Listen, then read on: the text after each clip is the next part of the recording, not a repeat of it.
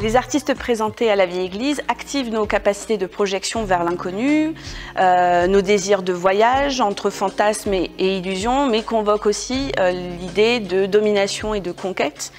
Ici, nous avons une installation de l'artiste Vincent Chevillon, qui depuis 2010 poursuit des recherches plastiques et théoriques sur les imaginaires rapportés, construits par le colonialisme.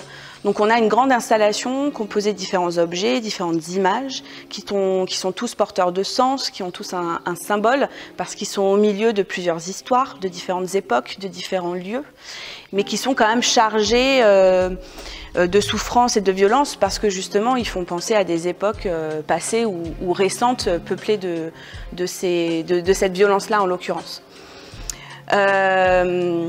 Donc il représente vraiment un monde tissé par des liens culturels, économiques, politiques, qui des fois sont faits dans la douleur, allant même jusqu'à l'effacement de certains mondes également. Donc c'est vraiment un artiste qui tisse beaucoup de liens entre chacun des objets de cette installation pour créer de nouveaux imaginaires, pour construire de nouveaux récits. Et ça va être le cas également d'un autre artiste, Aurélien Mauplot, qui est présenté sur cette Simèse avec cette installation monumentale, protéiforme, très riche, composée aussi de différents objets, des carnets, des cyanotypes, des vidéos également.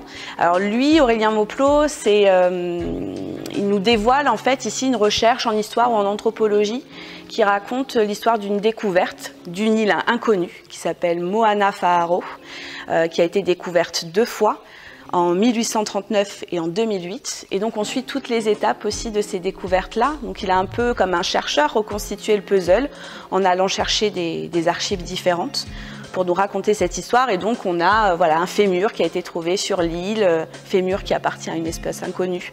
Par exemple, les carnets d'une capitaine qui a fait une expédition sur un bateau qui s'appelle l'Anticton. Elle s'appelle Julia Camassad, dont on a les carnets, des pages de carnets. Donc on suit toutes ces aventures-là. C'est une œuvre qui active voilà, nos capacités de projection et qui va nous permettre de nous imaginer de nouveaux rêves, voilà, de nouvelles choses. Mais malheureusement, ce désir de voyage aussi, comme je l'ai dit, n'est pas sans convoquer le désir impérieux de l'homme de devoir posséder son territoire, et c'est ce que montre l'artiste Rubén Martín de Lucas que nous avons derrière, qui dans son travail, en tout cas sa préoccupation principale, c'est de réfléchir sur les relations de l'humanité à son territoire. Et donc là nous avons une photo où il est sur un iceberg au Groenland, où il vient de planter un drapeau qui est le symbole ultime de la domination, de la possession territoriale. Et là, il dénonce ce fait-là parce qu'il est en train de s'accaparer un territoire qui est très éphémère, un bloc de glace qui va certainement fondre, pour voilà, justement nous faire réfléchir sur ce concept très abstrait de nation, parce que la nation, c'est pas une entité physique, ça n'existe pas réellement, c'est vraiment, ça fait partie de la construction de l'imaginaire collectif. Et donc, par ce biais-là de cet exercice performatif, il va nous faire réfléchir sur ce désir de conquête, ce désir de posséder à tout prix une terre, aussi éphémère soit-elle. Vous pouvez venir découvrir toutes ces œuvres à la Vieille Église de Mérignac jusqu'au 8 août.